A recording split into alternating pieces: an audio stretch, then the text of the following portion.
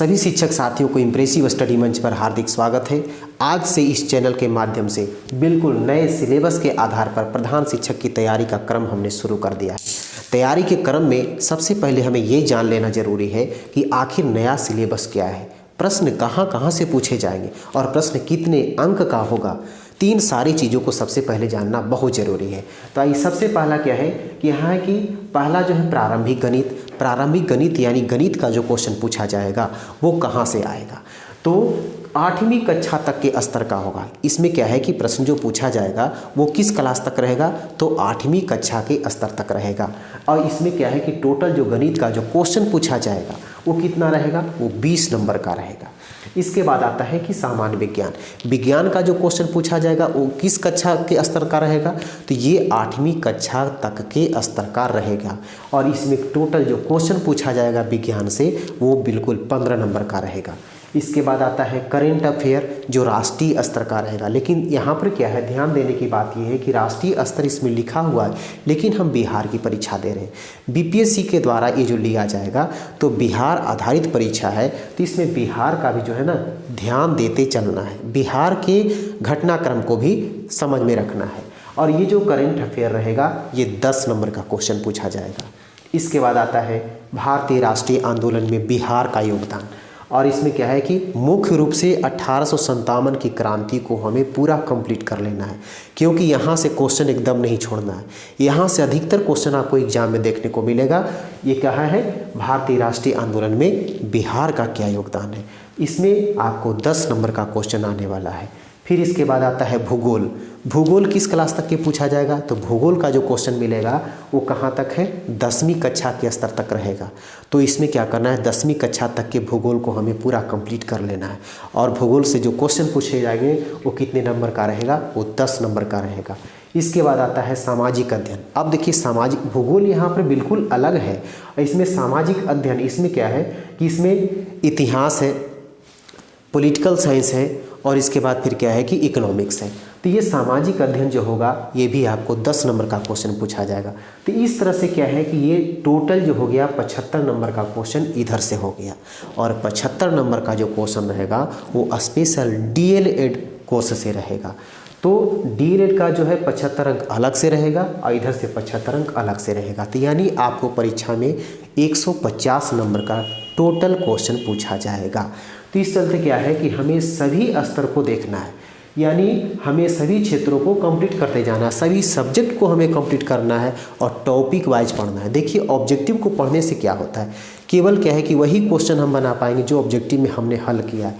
लेकिन टॉपिक पढ़ने से क्या होता है कि वैसे क्वेश्चन जो जिसका हमने ऑब्जेक्टिव नहीं बनाया, लेकिन क्या है कि अगर नया क्वेश्चन आ गया तो अगर टॉपिक वाइज पढ़ेंगे तो हम नए क्वेश्चन को भी आराम से हल कर सकेंगे। इस चलते क्या है कि जब अध्ययन करें, तैयारी करें तो टॉपिक वाइज करें। टॉपिक वाइज पढ़ने से आपका बिल्कुल नया जो क्वेश्चन रहेगा उसको आप गहराई से समझ पाएंगे और उसे हल कर पाएंगे।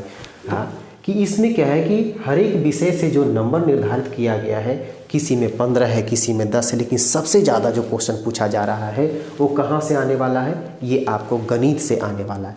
तो गणित विषय को छोड़ना नहीं है, क्योंकि अधिकतर क्वेश्चन गणित से आने वाला है। 20 नंबर का क्वेश्चन है, ठीक है। तो गणित को किस तरह से हम तैयारी करें, किसी बंधु को ऐसा लग रहा होगा या लगता है जिनको गणित में एकदम इंटरेस्ट नहीं है, तो उन्हें हम विश्वास दिलाना चाहेंगे कि यदि आप मेरे साथ 3-4 क्लास में लगातार बने रहते हैं तो क्या होगा कि हम पहले बेसिक समझाएंगे, फिर परीक्षा आधारित जो क्वेश्चन होगा उसको हम डील करके बताएंगे। यदि आप लगातार बने रहते हैं मेरे साथ तो आप में एक ऐसा इंटरेस्ट पैदा कर देंगे कि क्वेश्चन देखते के साथ आपको लगेगा कि मैं भी गणित जानता हूँ, मैं भी इसे हल कर सकता हूँ। इसलिए आप बने रहें, आपको हम सिखा करके छोड़ेंगे। तो सबसे पहले हम प्रारंभिक गणित को शुरू करने जा रहे हैं। इसके बाद हर एक चैप्टर को हम पूरा कंप्लीट करेंगे। तो प्रारंभिक गणित के अंतर्गत हमें क्या क्या चीज़ पढ़ना है, कौन कौन से चैप्टर आएंगे, तो सबसे पहले क्या है कि उन चैप्टर को क्या है हमने यहाँ पर शॉर्ट लिस्टेड किया है, उस पर थोड़ा सा ध्यान दिया जाए। तो पहला इसमें है अंकीय क्षमता एवं स्थानीय मान, यानी संख्या पद्धति के अंतर्गत इसमें क्या है कि हमें अंकीय क्षमता और उसका स्थानीय मान को जानना है। फिर दशमलव एवं गणितीय संक्रियाएं। गणितीय संक्रियाएं कहने का मतलब क्या है कि आप बोर्ड मास जानते होंगे, ठीक है ना। तो उन सभी चीज़ों को इसमें हमें जानना है। औसत के बारे में जानना है, अनुपात के बारे में जानना है, प्रतिशतता क्या है, प्रतिशतता के बारे में जानेंगे। इसके बाद लाभ हानि, साधारण ब्याज, चक्रवृद्धि ब्याज। इसके बाद है कि क्षेत्रफल, आयतन, परिमाप, और क्या है कि बीजगणित एवं सर्वसमीकाएँ। फिर सामान्य ज्यामिति के अंतर्गत रेखा एवं कोण की जानकारी हमें लेना है। फिर है सांख्यिकी, वर्ग, वर्गमूल, घन, घनमूल, घातांक, करणी, और क्या है कि राशियों की तुलना आदि आदि। जितने प्रकार के चैप्टर जो रहेगा 8 क्लास तक के, हम सभी चैप्टर को क्या है एनसीईआरटी बुक आधारित सभी क्वेश्चन को हम हल करेंगे। और ये क्वेश्चन जो है आपको परीक्षा में हूबहू देखने को मिलेगा। इन सभी सारे चीज़ों को हम अध्ययन करेंगे। तो सबसे पहले क्या है कि हम आज जो पढ़ने जा रहे हैं अंकीय क्षमता एवं स्थानीय मान के अंतर्गत कुछ ऐसी संख्याएं जिसका बेसिक जानना बहुत ज़रूरी है, क्योंकि जब तक बेसिक नहीं जानेंगे तब तक क्वेश्चन को आप सही से समझ नहीं पाएंगे। इस चलते क्या है 1-2 क्लास में जो हम पहले बेसिक बताएंगे, फिर उससे आधारित जो क्वेश्चन बनेगा उन सभी इंपॉर्टेंट क्वेश्चन को हम बताने वाले हैं। तो यदि आप गणित में 20 नंबर लाना चाहते हैं तो आप टारगेट बना लें कि हमें 20 नंबर लाना है, तो आप लगातार मेरे साथ बने रहें। तो हम आपको गणित सिखाने में हर तरह से सहयोग करने वाले हैं। तो आइए सबसे पहले देखते हैं हम लोग। सबसे पहला जो चैप्टर है संख्या पद्धति के अंतर्गत अंकीय क्षमता एवं स्थानीय मान। तो अंकीय क्षमता का मतलब क्या है? सबसे पहले क्या है कि जो संख्या का निर्माण होता है वो कितने अंकों से होता है। तो टोटल अंकों की संख्या कितनी है? तो 0 से लेकर के 9 तक है। अब इसमें सबसे पहले क्या है कि कुछ ऐसी संख्याएं हैं जिसे जानना बहुत ज़रूरी है। तो सबसे पहला क्या है? सबसे पहला हम जानेंगे प्राकृत संख्या, ठीक है। अब ये आप सोच रहे होंगे कि ये सब तो क्या है, ये सब तो बहुत हम लोग जान चुके हैं, लेकिन बहुत कन्फ्यूजन है इसमें। जब तक बेसिक नहीं समझेंगे तब तक कि क्वेश्चन में जो पूछा जाएगा उससे आप सही से हल नहीं कर पाएंगे। आप क्या करेंगे? गलत ऑप्शन में टिक कर देंगे। इस चलते क्या है कि बेसिक को पहले समझें। प्राकृत संख्या किसे कहेंगे? यानी नेचुरल नंबर। तो नेचुरल नंबर क्या है कि प्राकृत संख्या जो है तो गिनती की संख्या जो 1 से शुरू हो, ठीक है ना। गिनती की संख्या जो 1 से शुरू हो, जैसे हम गिनती शुरू करते हैं 1 2 3 4 5 6 7 8 डॉट डॉट डॉट एकदम लास्ट तक जाता है। तो यहाँ जो 1 से शुरू है तो 1 2 3 4 5, ठीक है, डॉट डॉट, ये कहाँ तक जाएगा से पता नहीं है। अब इसमें ये समझा जाए। क्वेश्चन इस तरह से होगा कि सबसे छोटी प्राकृत संख्या कौन होती है? तो सबसे छोटी प्राकृत संख्या कौन हुआ? कहाँ से शुरू हुआ है? 1 से शुरू हुआ है। तो ये क्या हो गया? सबसे छोटी प्राकृत संख्या 1 हो गया। अगर पूछ लिया जाए कि सबसे बड़ी प्राकृत संख्या कौन होती है, ऑप्शन में रहेगा 1, 1000, 1 लाख, इसमें से कोई नहीं। तब क्या होगा कि सबसे बड़ी जो प्राकृत संख्या होती है वो संभव नहीं है। अगर कोई 1 लाख कह दे तो 1 लाख के बाद फिर 1 हो जाता है, तो यानी संख्या हमेशा बढ़ती चली जाती है। तो सबसे बड़ी प्राकृत संख्या बताना मुश्किल है, संभव नहीं है। और सबसे छोटी प्राकृत संख्या कौन हो गया? 1 हो गया। अब यहाँ पर आता है पूर्ण संख्या, ठीक है, पूर्ण संख्या। अब पूर्ण संख्या यानी होल नंबर किसे कहेंगे? तो गिनती की संख्या जब 0 से शुरू हो जाती है तो इन सभी संख्याओं को क्या कहते हैं हम लोग? पूर्ण संख्या कहते हैं, ठीक है। यानी यहाँ 0 1 2 3 4 5 6 डॉट डॉट डॉट यहाँ पर लास्ट तक चला जाएगा, ठीक है। तो अगर इसमें पूछ लिया जाए कि सबसे छोटी पूर्ण संख्या कौन है, तो पूर्ण संख्या कहाँ से शुरू होता है? 0 से शुरू होता है। तो सबसे छोटी पूर्ण संख्या 0 हो गया। सबसे छोटी प्राकृत संख्या यहाँ पर क्या हो जाएगा? 1 हो जाएगा। अब क्या है कि पूछा जाए कि सबसे बड़ी पूर्ण संख्या कौन है, तो सबसे बड़ी पूर्ण संख्या बताना संभव नहीं है, क्योंकि ये कहाँ तक जाएगा सो पता नहीं है। तो छोटी संख्या और बड़ी संख्या इसमें दोनों हम समझ गए। लेकिन अब अगर दोनों में डिफरेंस समझा जाए कि पूर्ण संख्या और प्राकृत संख्या में क्या डिफरेंस है, तो पूर्ण संख्या जो है 0 से शुरू होता है, लेकिन प्राकृत संख्या क्या है? 1 से शुरू होता है। दूसरा डिफरेंस क्या देखने को मिल रहा है कि जो प्राकृत संख्या है ये पूर्ण संख्या में मिल रहा है, यानी यहाँ 1 से शुरू है तो 1 से इसमें भी है। यानी कहने का मतलब जो प्राकृत संख्या है वो पूर्ण संख्या बन रहा है, लेकिन सभी पूर्ण संख्याएं प्राकृत संख्या नहीं है, क्योंकि यहाँ पर देखिए 1 2 3 4 5 इतना जो है इसमें ये मिल रहा है। तो यानी ये सभी नहीं मिल रहा है, यहाँ जीरो तो नहीं मिल रहा है, तो यानी जीरो जो है वो प्राकृत संख्या नहीं हो सकता। तो अंतर क्या हो गया कि सभी प्राकृत संख्या जो है वो पूर्ण संख्या है, लेकिन सभी पूर्ण संख्या जो है वो प्राकृत संख्या नहीं है, क्योंकि जीरो जो है, जीरो कभी प्राकृत संख्या नहीं हो सकता है। अब इसके बाद जो क्वेश्चन बनेगा, देखिए क्वेश्चन किस तरह से आएगा। अगर पूछ देगा कि सबसे छोटी पूर्ण संख्या और सबसे छोटी प्राकृत संख्या का गुणनफल क्या होगा, तो अगर जानेंगे तब ना कि सबसे छोटी पूर्ण संख्या कौन है, जीरो, और सबसे छोटी प्राकृत संख्या एक, अगर दोनों को गुना करेंगे क्या होगा, जीरो होगा। इसीलिए क्या करना है, हमको बेसिक समझना है कि जब बेसिक समझेंगे, इसके परिभाषा को समझेंगे, जानेंगे, तभी कहता है कि उस क्वेश्चन को हम हल कर पाएंगे। तो इतना जानना बहुत ज़रूरी है। अब इसके बाद आता है सम संख्या। ठीक है, सम संख्या। तो सम संख्या किसे कहेंगे, तो वैसी संख्याएं जो दो से पूर्णतः विभाजित हो। यदि उस संख्या में दो से भाग दिया जाए तो पूरा पूरा कहता है कि विभाजित हो जाए, यानी शेषफल जीरो बचे भाग देने पर, तो वो क्या हो जाएगा, सम संख्या। जैसे मान लें कि 2, 4, 6, 8, 10, 12, ये कहाँ तक जाएगा से पता नहीं। ठीक है, तो यानी क्या हो गया, सबसे छोटी सम संख्या अगर पूछा जाए तो सबसे छोटी सम संख्या कौन हो गया, 2 हो गया, क्योंकि 2 में 2 से अगर डिवाइड किया जाए, भाग दिया जाए, तो शेषफल क्या बचेगा, 0। अब यहाँ पर मान लिया जाए कि यहाँ पर देखिए 3, 6, 5, 3, 6, 8, क्या ये सम संख्या है।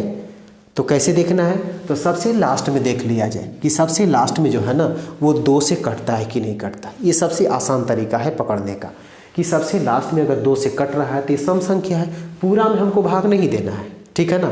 ऐसी इसका परिभाषा क्या है कि सम संख्या किसे कहेंगे कि वैसी संख्या है जिसमें अगर 2 से भाग दिया जाए तो उसका शेषफल क्या हो जाएगा, जब 0 बचेगा, यानी पूरा का पूरा जब विभाजित हो जाएगा तब क्या होगा कि वो सम संख्या होगा। लेकिन जब बड़ी से बड़ी संख्या दी हुई है, 4 गो ऑप्शन है, उसमें बहुत बड़ी बड़ी संख्या दी है, 5 अंकों की, 10 अंकों की, तो उसको कैसे करें, क्या पूरा में हम 2 से भाग देंगे, नहीं, केवल लास्ट वाला देखना है कि लास्ट वाला जो अंक है अगर 2 से कट जा रहा है तो क्या है कि वो सम संख्या है, अगर 2 से नहीं कटता है तो वो सम संख्या नहीं। अब यहाँ पर देखा जाए विषम संख्या। विषम संख्या क्या होगा, विषम संख्या जो संख्या में 2 से भाग दिया जाए अगर उसका शेषफल 0 नहीं आता है। कहने का मतलब है कि अगर उसमें 2 से भाग देंगे, अगर पूरा पूरा विभाजित नहीं होगा तो वो कौन सी संख्या हो जाएगी, विषम संख्या।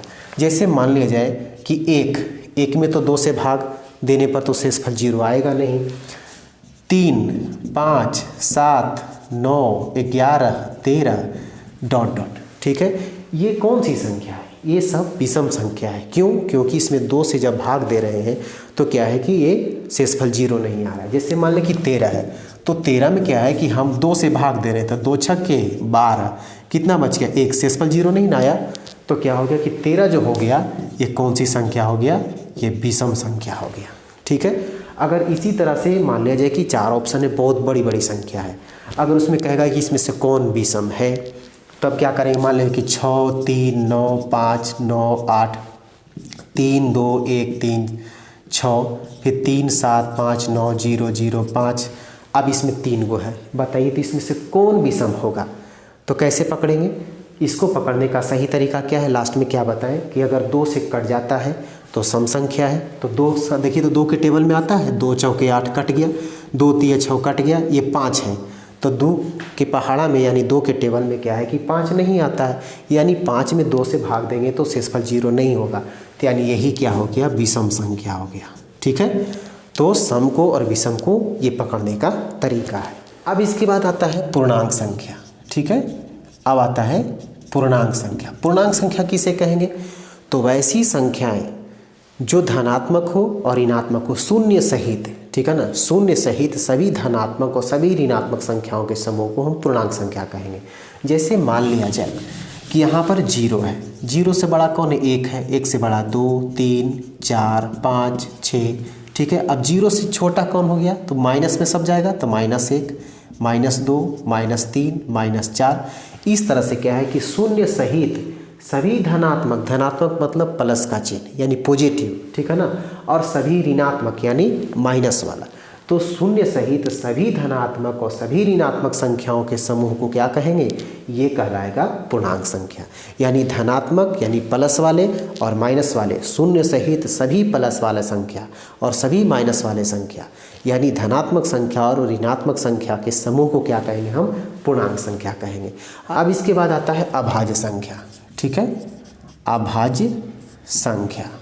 अभाज्य संख्या किसे कहेंगे, तो वैसी संख्याएं जो एक और स्वयं से विभाजित होता है। कहने का मतलब कि अगर कोई संख्या है, जैसे मान लिया जाए कि यहाँ पर 6 है, ये 10 है, ये 5 है।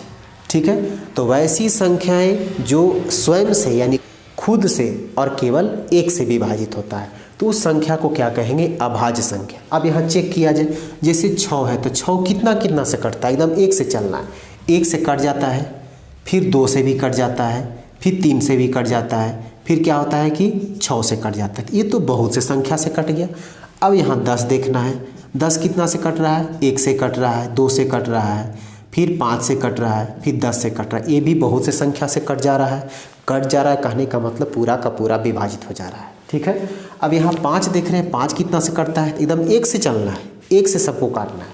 तो 1 से चलेंगे तो क्या है कि 1 से 5 कट रहा है, फिर उसके बाद 5 से कटता है और किसी से नहीं कट रहा है। तो जो संख्याएं स्वयं से यानी 5 अपने से कट रहा है और केवल 1 से कट रहा है, तो वैसी संख्याएं जो केवल 1 से विभाजित हो और स्वयं से विभाजित, माने खुद संख्या से विभाजित हो। 5 इसका खुद संख्या कौन हो गया, 5, और 5 कितना से कटा, 1 से। तो जो संख्या 1 और अपने आप से कट जाता है तो क्या होता है कि अभाज्य संख्या। ठीक है ना, इसमें क्या है, 1 और स्वयं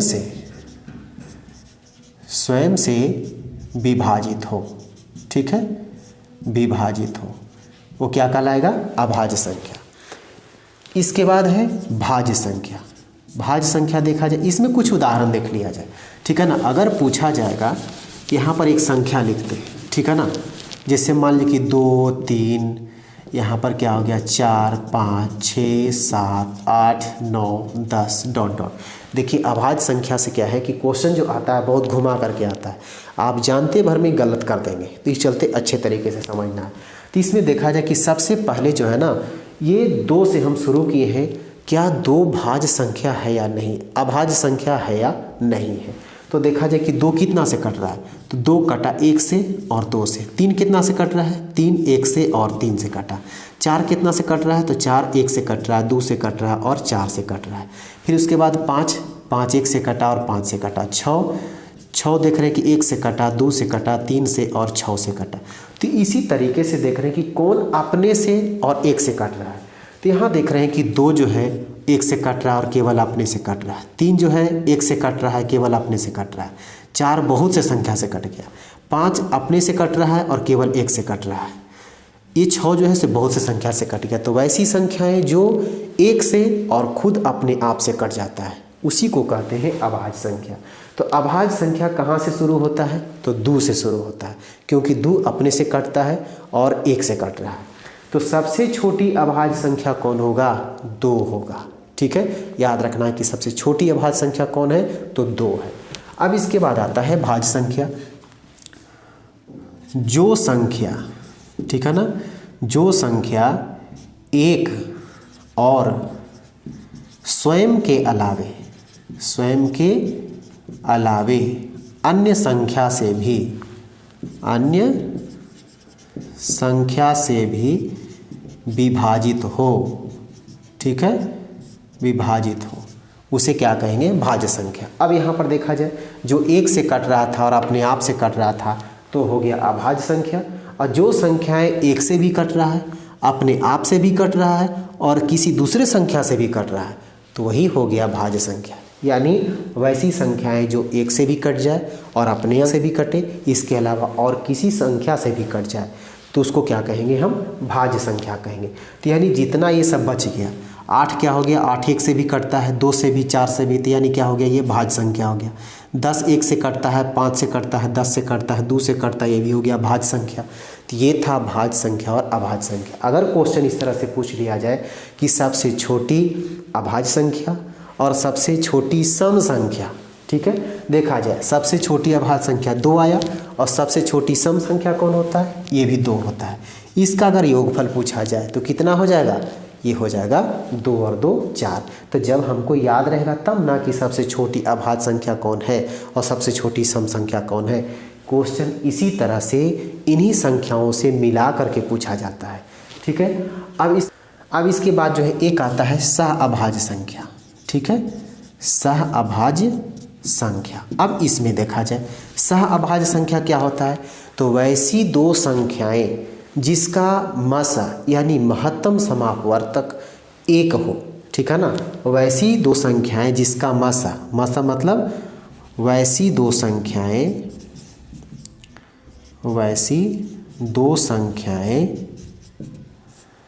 जिसका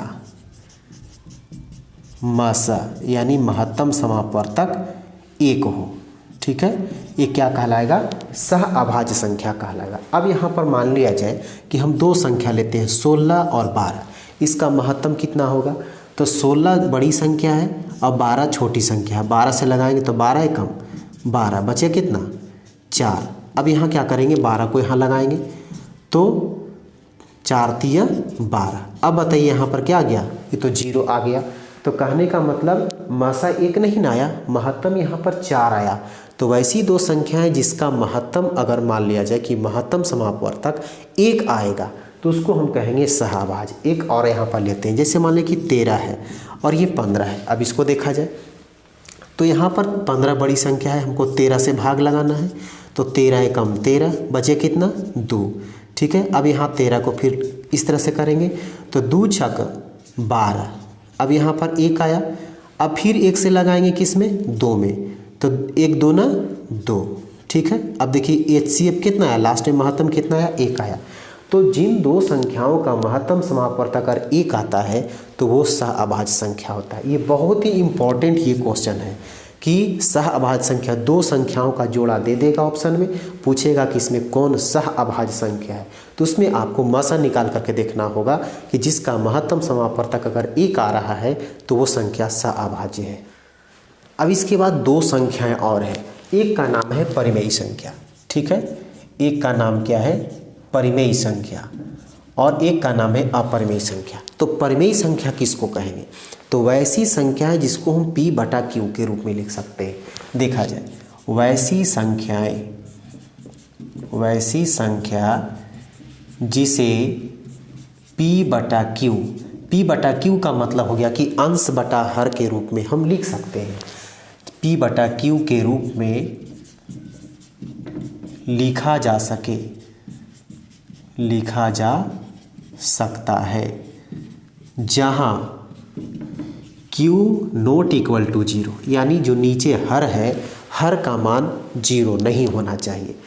अब जैसे मान लिया जाए कि एग्जाम्पल में अगर देखा जाए कि 1/2, अब 1/2 क्या है कि P/Q के रूप में लिखा हुआ है, नीचे 0 नहीं है, यानी Q का मान जो है सो 0 नहीं है। Q नीचे है यानी हर में है, ठीक है, तो यानी नीचे 0 नहीं है, तो ये बटा के रूप में लिखा गया है, तो ये परिमेयी संख्या है।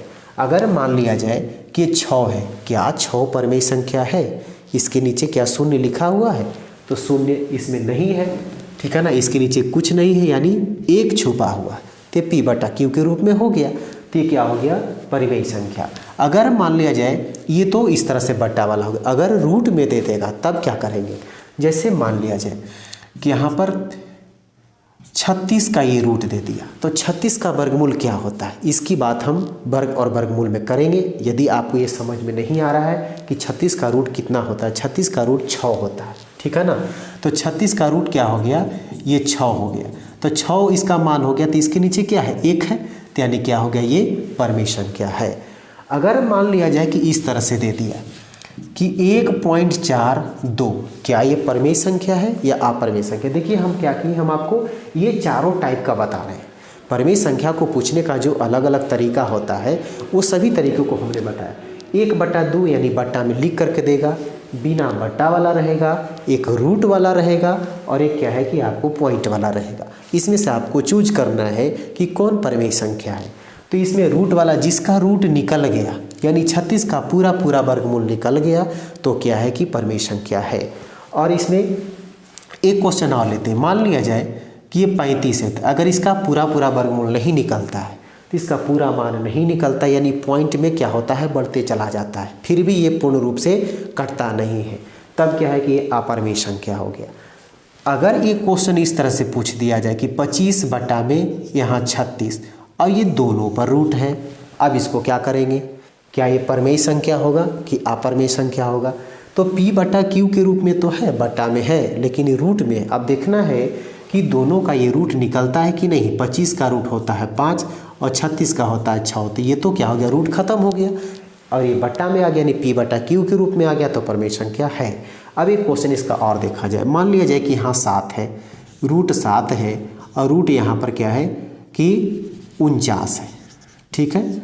अब ये क्या परिमेय संख्या होगा कि अपरिमेय संख्या होगा? अब दोनों पर रूट दिया हुआ है, तो अगर पहले क्या करना है, रूट निकालना है। तो रूट 7 के तो वर्गमूल पूरा निकलता नहीं, इसका पूरा पूरा मान नहीं निकलता है, तो ये रूट में ही रह जाएगा। इसका पूरा का पूरा मान निकलता है, यानी 49 का रूट 7 होता है, तो 7 लिख दिया। अब यहाँ पर देख रहे हैं कि एक का मान नहीं निकला, तो जिसका मान नहीं निकलता है वो क्या है, जिस रूट का मान पूरा का पूरा नहीं निकलता है तो क्या हो गया, वो अपरिमेय संख्या होगा। तो ये परिमेय संख्या नहीं होगा, ये हो जाएगा अपरिमेय संख्या, ठीक है। अब एक पॉइंट वाला देखा जाए, क्या 1.42 ये परिमेय संख्या है कि अपरिमेय संख्या है? तो इसको p बटा q के रूप में लिख सकते हैं, तो यह है कि 1.42 है, तो 142 माने 142 पूरा संख्या लिख देंगे। अब इधर में क्या है कि 2 अंक के बाद जब पॉइंट था तो नीचे क्या करेंगे, 2 0 1 पर बैठा देंगे, ठीक है ना, यानी p बटा q के रूप में हो गया। तो जब p बटा q के रूप में लिखा जा सकता है तो ये परिमेय संख्या है। अब इसका जस्ट उल्टा अपरिमेय संख्या, ठीक है। अपरिमेय संख्या किसे कहेंगे, तो वैसी संख्या जो p बटा q के रूप में नहीं लिखा जा सके, नहीं लिखा जा सके। अब इसका एग्जाम्पल में देखा जाए, इसका एग्जाम्पल में मान लिया जाए 1.42 डॉट डॉट डॉट इस तरह से है। अब यहाँ पर देख रहे हैं कि अभी पूरा जो इसमें किसी संख्या में किसी संख्या से भाग दिया गया है, तो जो भागफल आ रहा है यहाँ डॉट डॉट लिख रहा है, यानी संख्या जो है सो अभी और भाग लग रहा है। तो जब यहाँ डॉट डॉट दे दिया, यहाँ क्या था, डॉट डॉट नहीं था, तो यानी 2 अंक के बाद पॉइंट था तो 2 अंक नीचे दे दिया एक बार, तो ये हो गया p बटा q के रूप में। लेकिन इसमें पता नहीं है कि कहाँ ये रुकेगा, तो हम नीचे कितना जीरो बैठाएंगे, संभव नहीं है। तो जब डॉट डॉट लगा हुआ इसका मतलब अभी और भाग चल रहा है, तो ये अपरिमेय संख्या है, परिमेय संख्या नहीं है, क्योंकि इसको p बटा q के रूप में हम नहीं लिख सकते हैं।